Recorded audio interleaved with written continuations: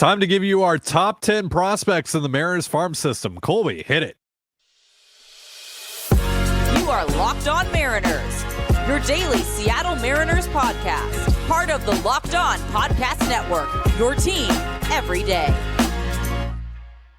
Ahoy, sailors. It is Thursday, February 22nd, 2024. This is Ty and and Colby Patnode for the Locked On Mariners podcast, brought to you by Gametime. Download the Gametime app, create an account, and use the promo code Locked On, that's LOCKEDON, for $20 off your first purchase. Thank you so much for making us your first listen. Subscribe, like, and turn on alerts if you're watching on YouTube, or subscribe and leave a 5-star review on your preferred podcast platform if you like what you hear. And if you're part of the crew and rock with us every single day, let us know in the comments below. And if you want to hear from us even more, please consider signing up for our Patreon. You can now get a free 7-day trial to check out the show. The link, as well as our social accounts, is in the description of this episode. And on the show today, we're wrapping up Prospect Week with our top 10 Mariners prospects. If you haven't watched our episodes covering prospects 30 through 21 and 20 through 11, go do that now and head back over here when you're finished. Number 10 here, Tyler Locklear. Let's just get this out of the way first, because we've gotten a lot of questions about it. Locklear isn't a third baseman. All right. Like, he's not good there. Yes, that's the position he was drafted at, but that's not where he's going to play. He's going to be a first baseman, and probably a pretty decent one at that. But because he's going to man the least important position on the diamond, he has to hit. Absolutely has to, especially in the power department.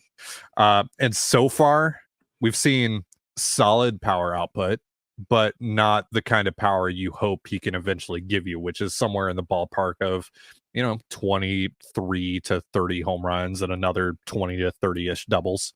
It's kind of a long swing right now, too. Yeah. You have anything to add? I think you need to be much higher on the low end. Like, I think Locklear, for him to carry the value, is that he's going to have to hit 30 home runs, unless he's going to hit like 270, 280, which maybe he does. Sure, maybe. But, I think you need more power than even like the 20-ish mark for him to be a everyday big leaguer. Yeah. He's probably going to be ready for his first taste of the majors at some point this year, but like we've talked about on previous episodes, the path for him doing that in Seattle right now isn't super clear, just as far as 2024 is concerned. Now, if Ty France struggles again, I think the opportunity is there for Locklear. And if France ends up getting non-tendered next winter, I think the door is wide open for Locklear to, at the very least, stake his claim. Doesn't mean he is the first baseman of the future, or should be, but I do think he gets the chance to be that guy if France doesn't turn it around. But if France does, I think Locklear is playing first base somewhere else later this year or early next year. Mm-hmm. Yeah, like you said, he's got a hit. He's not a great athlete, but he's functional, let's call him, on the bases and in the field. His swing is interesting. Like I said, it's pretty long. The bat speed, there are questions about that. It's partially long because he has this kind of hand movement he does. It's like a very light Gary Sheffield, where he kind of like cocks his wrist back as he starts to swing, and that means the end of the bat is kind of facing the pitcher. So now the barrel has to go that additional couple of inches as he whips it through the zone. So I have some concerns about whether or not he can hit high, velocity up in the zone. And like you said, the power has been fine. Like the slug has been fine, and he's hitting lots of doubles and a fair amount of home runs, but it hasn't exactly popped to where it needs to be, which I think is 60, because of the bat wrap, because of the kind of, fine but not great bat speed. I have questions about whether or not he can hit much higher than 240, 250 at the big league level. And if he's going to do that, and he's not going to provide any value defensively or on the bases, he kind of has to hit 28 to 35 home runs to be like an everyday good big league first baseman. So I'm not saying he can't get there. I'm just saying I have questions about if he can or how soon he can. And he's a college draftee. He's 24 years old. Like, it's not like he's got, 3 years to figure that out before he's get challenged with big league pitching. He's going to probably get challenged either this year or next year. And he's got to produce. I imagine he starts the year in AA. And it's going to be a little tough to judge his power, because we know right-handed power hitters in Arkansas's ballpark, not a great combination. So we'll see. I'm still fairly optimistic on the bat. I think there's a chance, if everything goes really well, he could hit 280 with like 360 on base and 500 slug and hit 28 home runs and hit 35 doubles and play a average first base. So I still like the player. It's just there are some legitimate questions and concerns with the swing and the load and whether or not he can handle, top end stuff at the next level. I do kind of wonder if he's just CJ Crone, who has had a couple of good years, but overall pretty mediocre, or if he can be something more than that. Feels like Ty France is kind of his ceiling right now. With more over the wall power. Maybe. Hopefully. Yeah, maybe. Yeah. All right. So coming in at number 9 is Johnny Farmelo, one of the Mariners' 3 essentially first round picks this past year. Farmelo's a sensational athlete who has a very good chance of sticking in center field. And when he gets a hold of the ball, he can do insane amounts of damage. But the problem is that swing for me. And I'm not a swing guy. So if I can notice something looks weird, there's kind of a problem, right? He looks so stiff, especially in his upper body. The arm bar is so painfully obvious. I was watching him again last night. I remember that video that came out of him taking BP when they invited him up to T-Mobile Park right after the draft. Just the elbow sticks out so much and it's so locked into place. It's really awkward looking. So now, so far, he's been able to succeed in spite of it, but I have a hard time imagining that that's going to translate well to his first full season of pro ball. But like you and I were talking about off air, if it works, fine. But I don't really see how it's going to work. But I'm not an expert here. I'll make that abundantly clear. The only rule that matters in hitting mechanics is that it has to work. Yeah, that is the only rule that matters. So if he can make that work, like why change it? Like if he can make it, if he keeps on hitting it every level, you're not going to change it. Once he starts to struggle though, like it's pretty clear that he needs to be a little more flexible on the top half. So if he ever does start to struggle, so as long as it works, he's going to keep it that way. But yeah, I have some doubts as to whether or not that's going to translate, to the big league level. But like you said, 70 runner, like probably 60 raw power, 65 raw power. My concern is like, can he hit for average? Can he get on base enough? But I think he's going to be a really good center fielder. I think he's going to, hit some homers. He's going to steal some bags. Like he's a good player, a good prospect who is, 4 years away from the big leagues. So we'll see. I imagine he probably starts the year in Modesto and he'll spend most of his year there, but there's a chance that he could really pop. And I think Kylie McDaniels had him as high as 4 in the Mariners organization and top 100 prospects. So, that's a pretty notable name in the prospect community. And for him to be, so high on Farmelo definitely should open some eyes and he's definitely a guy to track. But yeah, like if you're telling me like, who's the guy who eventually pushes Julio off of center field, who's in the org right now, it's probably Farmelo. Like Farmelo's glove is so good that like it might finally force the Mariners to be like, okay, it's time for Julio to play right field. All right, so the top 10 continues in just a moment, but first, a reminder, this episode of the Locked On Mariners podcast is brought to you by Gametime. Buying tickets to your favorite events shouldn't be stressful. Gametime is a fast and easy way to buy tickets for all the sports, music, comedy, and theater near you. And with killer deals on last-minute tickets and their best price guarantee, you can stop stressing over the tickets and start getting hyped for the fun you'll have. So forget planning months in advance. Gametime has deals on tickets right up to the day of the event. Snag the tickets without the stress with Gametime. Download the Gametime app, create an account, and use promo code LOCKEDON, that's LOCKDON, for $20 off your first purchase. Terms apply. Again, create an account and redeem promo code LOCKEDON, that's LOCKDON, for $20 off. Download Gametime today. Last-minute tickets, the lowest price guaranteed. And you're listening to the Locked On Mariners podcast. Thank you again for making us your first listen. And as a reminder, Locked On has launched the first ever national sports 24/7 streaming channel on YouTube. Locked On Sports Today is here for you 24/7, covering the top sports stories of the day with the local experts of Locked On, plus our national shows covering every league. Go to Locked On Sports Today on YouTube and subscribe to the first ever national sports 24/7 streaming channel, part of the Locked On Podcast Network, your team every day. And before we get back into our top 10 Mariners prospects, Colby, for those that have maybe not watched the last few episodes or they're new to the show, tell them about what we got going on right now with this giveaway. Yeah, we're doing a spring training giveaway to celebrate, the fact that baseball's back. So why not? Essentially, I'm giving away a lot of my stuff, a lot of my Mariners baseball stuff. Basically,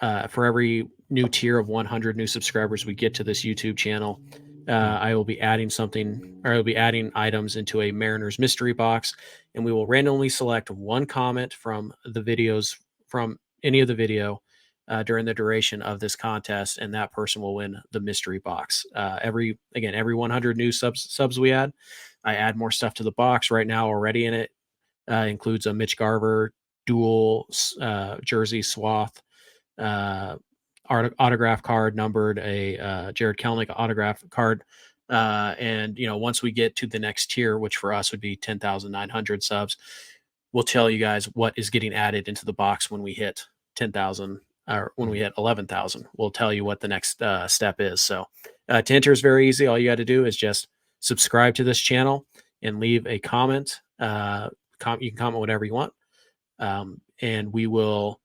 The contest ends on February 29th.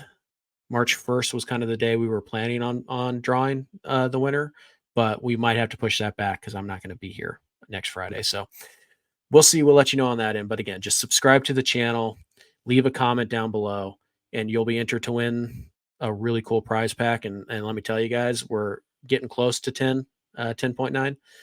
You're going to want us to get to 11. There's some good stuff coming down the pipeline. And if you want to know exactly what's in the box right now, you could go watch yesterday's episode around this timestamp, and you'll see everything that's in the box so far.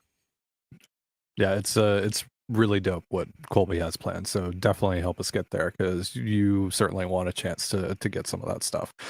All right, let's get back into our top 10 Mariners prospects here. We are at number 8, and at number 8 is Aiden Smith, who's made quite the jump. He was number 18 the last time we did these rankings.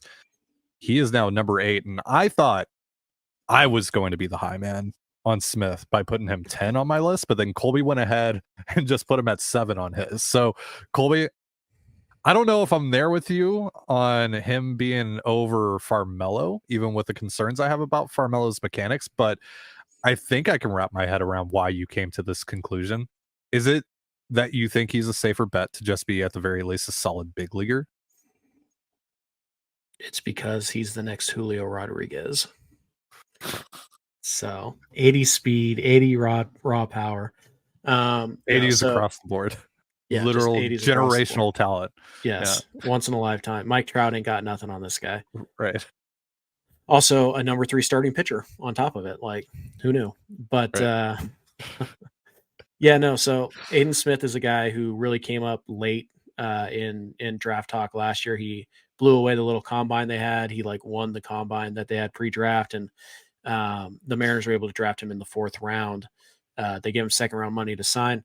There are a lot of tools to work with. He is a freaky athlete, which kind of becoming a trend here. The last few episodes, we talk a lot about freaky athletes in the Mariners system, and this guy is one of them. I think he's a more natural hitter than Farmello. I think Farmello probably has more power, but I look at Aiden Smith and I just see tools to dream on. He's 6'3", like a $180, so there's still some muscle to add, something to go get. He's got a good shot to be a center fielder, and it's a very quick swing. It's smooth. It's like butter. Like it doesn't have the armbar issues of Johnny Farmello. I think he could hit 25 home runs at the big league level with some average and, at least average to above average center field defense. So to me, he's just a higher floor than somebody like Farmello. He has less to work on. But again, guy's 19 years old, just like Farmello. Anything can happen. And the difference between number 4 and number 9 on my ranks is basically negligible. So this is just me kind of, playing on a little bit of a hunch here, and just listening to the glowing reports that the Mariners had about Aiden Smith in the high performance camp and all that stuff. Like they love this dude. And so they're excited. I'm excited. And so that's why Aiden Smith came in at number 7 for me. There's just a lot of bat speed here. There's a lot of raw power. There's good defense. There's plus runner, plus arm. Like there's just a lot of really cool tools. Now it's just about, can he put them into practice? Can he like actually get to those tools and be a successful big leaguer? And I think he can. So we'll have to wait and see. But I am very much on board Aiden Smith. It's coming in at number 7 is Michael Aroyo. Aroyo is one of the few guys on this list that I'm going to be honest, I don't feel great about where I put him because right now I think he's kind of positionless. He's not going to be a shortstop. He might be a second baseman, and that's probably where the bat ultimately profiles the best, though from a pure defensive standpoint, he's probably better at third. The problem with that is, can he justify playing third with the bat? Because I keep hearing the power is going to come. The power is going to come, but it still hasn't really taken shape. And while I know he's only 19 and he's still filling out physically, I just have no clue what his profile is ultimately going to be, But the hit tool, I think, is legit, even though he had an inconsistent first year stateside. And if he's just, a high average, high on base guy with very little over the wall pop, when it's all said and done, there's still value in that, but that's not really what I've been dreaming on here with Michael Aroyo. So I think this is a pretty big year for him in terms of making strides towards more power development. And with my higher ranking of him, I'm kind of betting on him making good on that. But if he doesn't, I think he's fallen into the teens the next time we do this. Yeah, I mean, last year it was not great, right? In the California League, it was 1 month he was really good, the next month he was really bad, the next month he was good, the next month he was really bad, and he finished on a low note. Right, he hit 234 with a 373 slug. Now he did get on base 39% of the time, so it's not like it was an awful year for him. There's nothing to build on there, but how much power is he going to hit for? Can he get to some of the natural bat speed? Can he utilize it? Is he going to grow anymore? He's 19 years old and he's about 5'9", 170. Like that doesn't feel like there's a lot of. My concern with Aroyo is that he just ends up being Ryan Bliss in a few years, where we're like, maybe Bliss is an everyday big leaguer, but maybe he's just kind of a platoon, like part-time guy. So that's my concern. How much power can he get to? And I don't know if he's ever going to be a 20 home run guy. Maybe he can get there, but I think he could hit 40 doubles. Like it's a line drive approach. And if he's doing that at second base and he's an above average second baseman, which I think he can be, I think he has the tools to be, then that's a really good player. So my concern, the reason you're higher on him than I am, at least in the individual ranks, is just that I have serious concern whether or not he's ever going to get to the power. And I know he's not a shortstop, and I don't think the bat's going to profile at third. So it's pretty much second base or bust for him. And he was, again, wildly inconsistent last year. He'll start the year in A-ball again. I assume he'll be back in Modesto. And again, he's only 19 years old. He'll play the entire year at 19 years old. So still plenty of time. But last year was, I would say he kind of got stuck in neutral at the very best last year. Yeah, that Modesto team is going to be so fun this year. Very good. Very good. Also Arkansas, even Everett. Arkansas is going to be pretty good. I mean, even the Rainiers are going to have some fun. Like, hey, that guy could help you in the big leagues this year. Sure. So, for sure. So coming in at number 6 is the one they call Baby Jordan, Lazaro Montes. Oh, God. And Colby, well, hold on here, because you've said time and time again how you typically lean towards players who have multiple paths to the majors, and you usually avoid giving out high rankings to guys that strictly have to hit in order to be a big leaguer. But Montes has jumped from 13th in your individual rankings the last time we did this all the way up to 5th in your individual rankings now in just a few months' time. So clearly you're making a bit of an exception here. Clearly you're drinking the Kool-Aid to a certain degree. Why? Well, for starters, he's Jordan Alvarez. Like, who cares if he can't play anywhere else but first base? Can they just go ahead and give up on the whole outfield thing with him, please? Yeah, please. Like, you're just slowing down his progress at this point. Yeah. So yeah, it is a bit of an exception here, but Montes is like the ceiling is elite. Last year, he hit a ball 118 miles an hour at Yeah. 18 years old. It's 80 grade power. It is 80 grade raw power, and I think he's got a chance to get to 50, maybe even a 55 hit tool. Yeah. So the raw power is starting to show up in games. Again, he's only 19 years old. So last He year also he hit played. lefties pretty well. Yes, he's not a split guy. He played all of last year at 18 years old. He's going to play all of this year at 19 years old. And he's got an outside shot to end the year at AA. This is an advanced bat, can move quickly.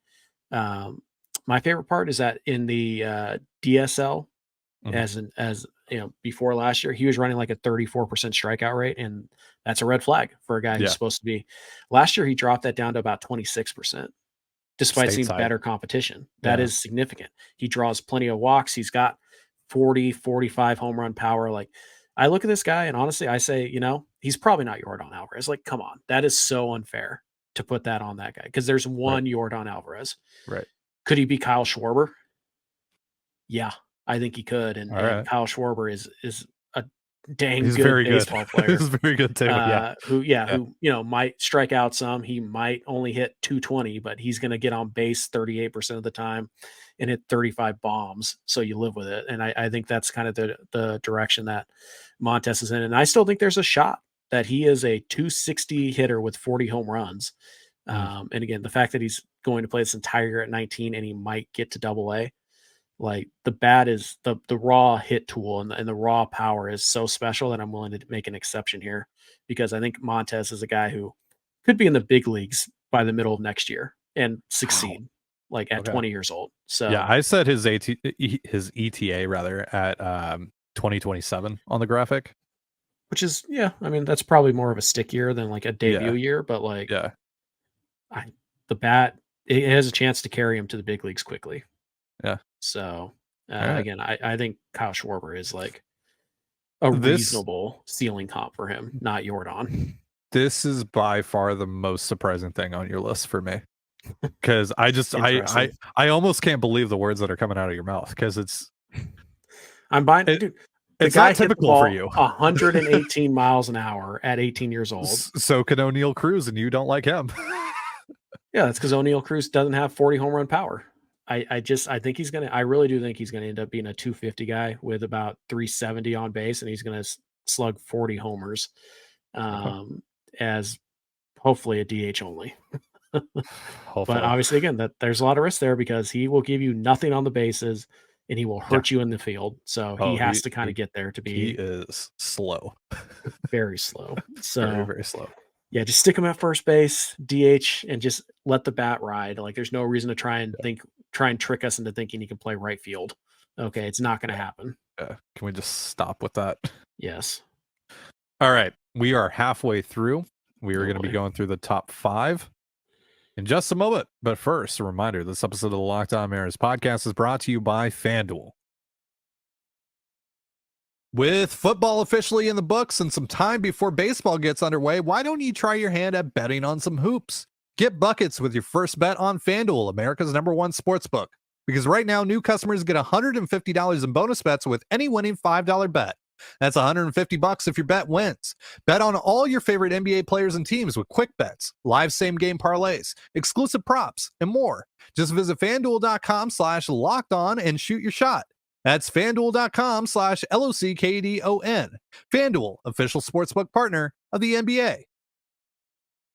And you're listening to the Locked On Mariners podcast. Thank you again for making us your first listen as we rank our top 10 Mariners prospects. And we're in the top 5 now. And coming in at number 5, Felnin Celestin. For as good as the next 4 guys we're going to be talking about are, it's hard not to find someone who knows a thing or two about the Mariners farm system who thinks Celestin has the most upside out of all of these prospects. It's for good reason, because we're talking about a guy who's about as sure of a bet to stick at shortstop as you can get for an 18-year-old and be plus at that position as well. The hit tool is supposedly legit, and there's an expectation he's going to grow into 15, 20 homer power, if not more. The only issue here is he still hasn't played pro ball. And while I totally believe the people who know way more about Celestin than I do that he's a special dude, I just can't in good faith get super aggressive with my ranking of him right now when we don't know how he looks against professional ball players of any kind. Sure. I think the fact that he's number 5 on our list, despite having 0 games Yeah. of professional experience, kind of points to what an insane talent this guy is. Scouts and like baseball people, they don't throw around like Hall of Fame comps lightly because if they're wrong, they look like idiots. So Right. when I tell you multiple people have told me he's got a shot to be Francisco Lindor, Right. like you pay attention to that. It's a switch hitter. He's good size already. He can still add another 20 pounds of muscle. The Mariners apparently love him. They love his attitude, and he's going to start the year at Modesto. Like his first taste of pro ball is going to be at A ball as a guy who, just turned 18 5 months ago. Like special talent here. Long way to go. A lot of speed bumps coming. Right. But the dude, in terms of just raw talent, just raw skills, might be the best guy in the org. And again, when people who know like the game and they know the industry and they talk to other people in the industry, when they tell you that they've heard multiple people say that he has a shot to be, again, Francisco Lindor, a legitimate Hall of Fame shortstop. Right. You have to pay attention to that. You have to. Right. And if the expectations of him are true, I think we might have a new number 1 prospect the next time we do these rankings. Yeah. And by all accounts, I think this is someone that could be a top 10 prospect in the entire game in a couple of years, if not sooner. Yep. All right. So coming in at number 4, Tai Pete. Now, this isn't really the analysis you guys are probably looking for here, but Tai Pete has the it factor. Whatever it is, he's got it. Right. The way he carries himself, it's abundantly clear he has all the confidence in the world. Like I've watched him from afar. I've talked to some people who've interacted with him, and I feel very confident in saying the dude has a superstar personality and a superstar aura about him, and he has the raw tools to back it up as well. The key here, of course, is going to be putting it all together, and it really comes down to the hit tool, like it usually always does, right? The raw power from the left side, though, is insane. There is quite a bit of swing and miss, though, and we saw that during his cup of coffee in Modesto. Yep. So there's going to need to be some work done with his swing. And there's also some conflicting opinions out there about where he's going to wind up defensively. I've seen some say with confidence that he's going to stick up the middle, whether it's at shortstop, second base, or center field, while I've seen other people more so project third base or corner outfield. I was in the camp of thinking he'll stick up the middle not too long ago. I think we even answered a question about that of who of all the prospects could stick at shortstop. And I think I said Tai Pete, but he is a bit bulkier for his age. So I think I might be leaning towards the latter now instead, that he might actually end up at third or in a corner outfield spot. But dude's highly athletic, and wherever he plays, I don't really care. I think this dude has a very high ceiling, and I'm really, really excited to follow his career. Yeah, it's potential 60s across the board for Pete. And like you said, he's got a lot of work to get there to actually hit those marks, particularly in the batter's box. Yeah. But yeah, like he came in behind Celestin for me because Celestin is going to play shortstop. Like there's no doubt about that. And Pete, I think, probably ends up at third, and then he's got to hit a little bit more if you're going to play third versus if you're going to play short. But I do think Pete's power comes easier, and he has got an incredible arm, and he's an incredible athlete. So it's really easy to be excited about him, but he's got to watch. I assume he'll probably start Modesto as well. But we'll have to see how he handles the breaking ball. We'll have to see if he can get the swing and miss under control a little bit. And it's probably going to take him a little bit longer than other guys on this list, but the payoff is just as high, if not higher.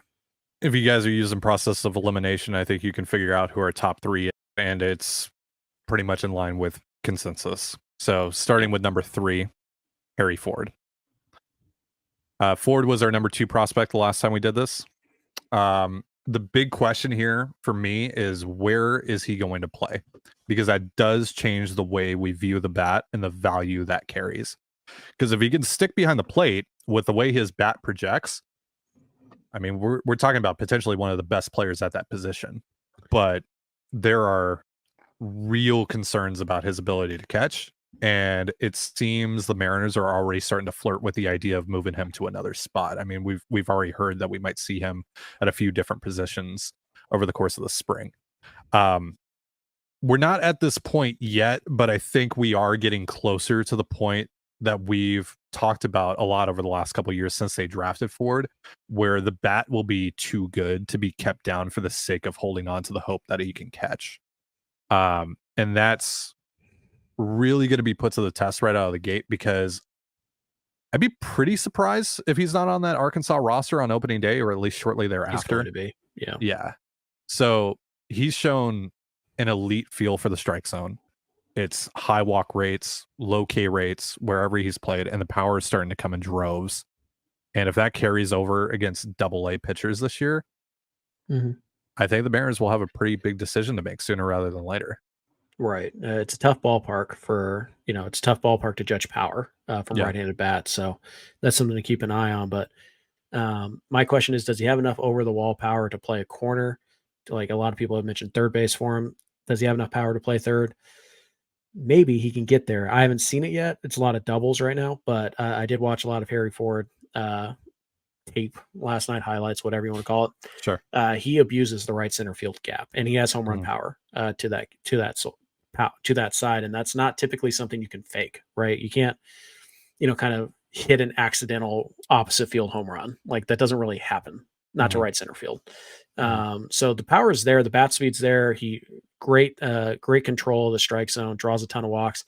He probably needs to be more aggressive at the plate. He doesn't swing enough. And it at times it almost looks like he goes up there to take a walk. Which again, walks are good. Hits are better.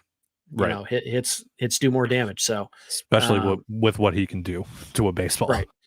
Right. And again, he's going to put up some decent exit velos. I don't think he's ever going to be like a masher in that regard, but he should hit 270, 260, 270. He's going to have high 300 on base percentages. And then it comes down to what can he do power wise. And if he's catching, he doesn't have to do much with the batting average and the on base to be an all-star level player. Right. I'm still really high on Harry Ford. Harry Ford didn't lose his number one job. Like he didn't do anything to lose the number one prospect spot. No. These two guys ahead of him just came and took it from him. Like that. It's a credit to the Mariners drafting that Harry Ford is not the number one prospect.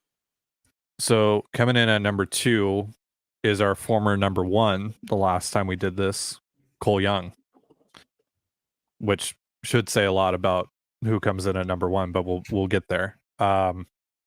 Young's coming off of an insane first full season in Pro Bowl. He was really good in Modesto and somehow was significantly better after getting called up to Everett. Hit tool is great. He has a really good feel for the strike zone. And most importantly, he started to show some over the wall power as the season progressed. Now, 11 home runs over 600 plate appearances isn't really anything to write home about. But for Young specifically, it's a really interesting development because it was the one part of his offensive profile that was seemingly missing when they drafted him, and what led to some comps on him like Adam Frazier, right? So if the power output takes another step forward, I mean, Colby, is it too far for me to say Young could be 2023 JP Crawford? Like maybe shave off a few homers for more points in the batting average department, but still a guy that's going to run a sub 20% K rate, 12 to 14% walk rate and hit a ton of doubles. That sounds a lot like 2023 JP Crawford to me. Sure. I don't know that it's going to be, a 380 on base, but I can't say that that's not his ceiling because I think he could hit 15 home runs. He could, and he can still play shortstop. Cole Young is going to end up being a second baseman, I think, but he can certainly handle shortstop. He's not bad at short. So, in fact, he might be good enough that JP moves to second base next year or the year after. But I think ultimately his home's at second base and he doesn't strike out, draws a ton of walks. He doesn't chase at all. That's the impression. Like I think it was like a 17% chase rate last year, which for a 20-year-old or a 19-year-old in high A ridiculous. is insane. That's nuts. Yeah. Yeah. So he's very much like Harry Ford in that way, except for he doesn't go up there to walk like it sometimes seems Ford does. He's up there to hit. He just has a very good idea of what he can and can't handle, and he just won't chase anything. So, I think there's a shot he could hit 300 at the big league level. There's a shot that he is, he could have a 400 on base season or two because he's going to draw a ton of walks. The ceiling is going to be determined by the power. And if he can get to 20 home runs without sacrificing too much of the bat, bat to ball skills, then he's an all-star. And I actually do think an Adam Frazier comp, like prime Adam Frazier, is actually still pretty spot on. The guy's going to hit 280, play really good defense at second base, draw a lot of walks. All right. So that brings us to number 1 in the Mariners farm system.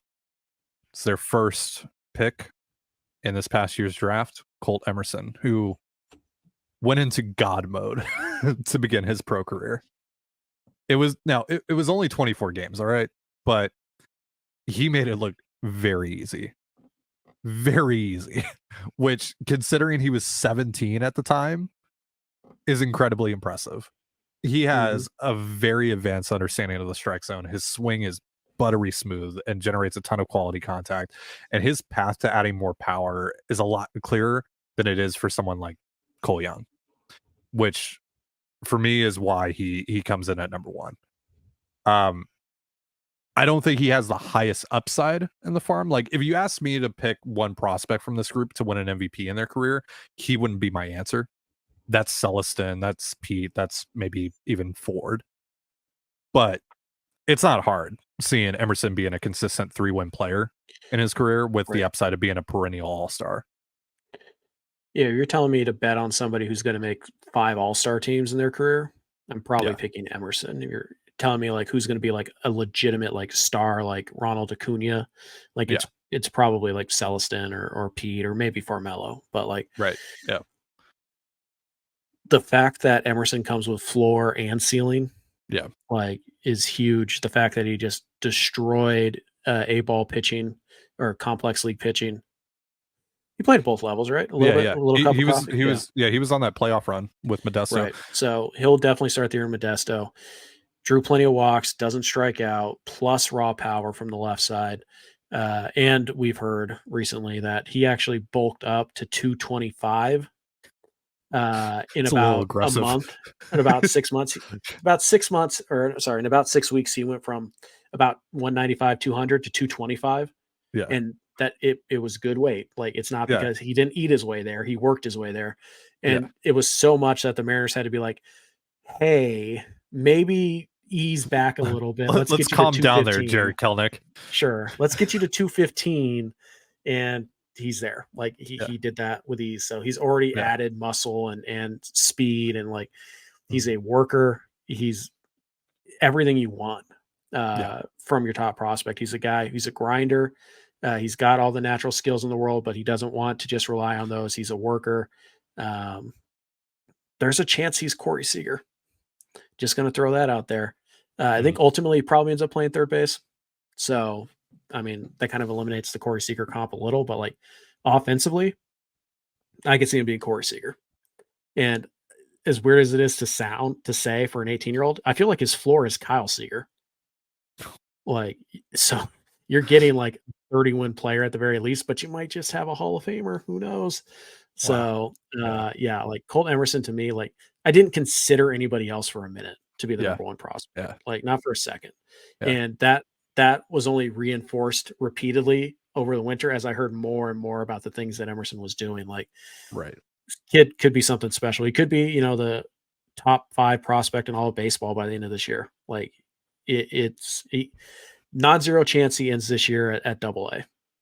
Like I wouldn't expect it. I expect he finishes it ever, but he could get to Double-A, and he's in Double-A at the end of this year.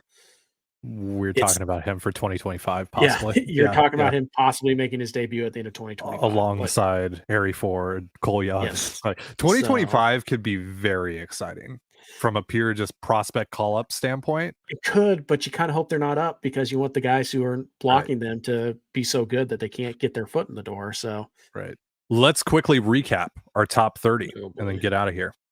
So coming in at number 30, Luis Suispel. Number 29, Logan Evans. Number 28, Walter Ford. Number 27, Ben Williamson. Number 26, Jimmy Joyce. Number 25, Cole Phillips. Number 24, Alberto Rodriguez. Number 23, Michael Morales. Number 22, Brody Hopkins. Number 21, Levi Stout. Number 20, Blake Hunt. Number 19, Samad Taylor. Number 18, Emerson Hancock. Number 17, Cade Marlowe. Number 16, Carlos Vargas. Number 15, Jonathan Clase. Number 14, Teddy McGraw. Number 13, Jeter Martinez. Number 12, Dwell Joseph. Number 11, Ryan Bliss. Number 10, Tyler Locklear.